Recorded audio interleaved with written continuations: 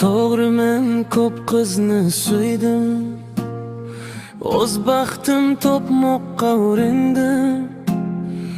Izladim, topdim derdim tengim, afsus yedim yana pandim. Qanchadan qancha bo'ldim kulgi, farishta bilganim chiqdi tulki.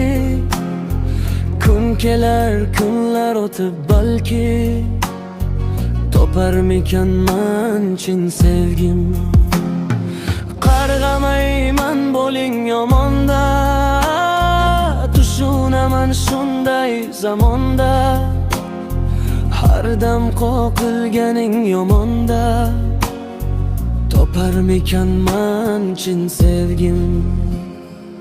Aldamchi hayot yedi boshim, sekin asta o'tmoqda yoshim. Yetarmi bilmam bardoshim, toparmikanman chin sevgim.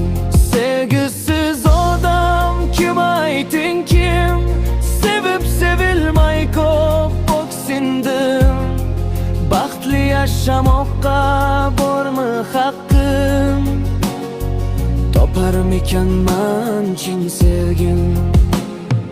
Bir xabar bo'lsaydi undan, so'ragan tundan.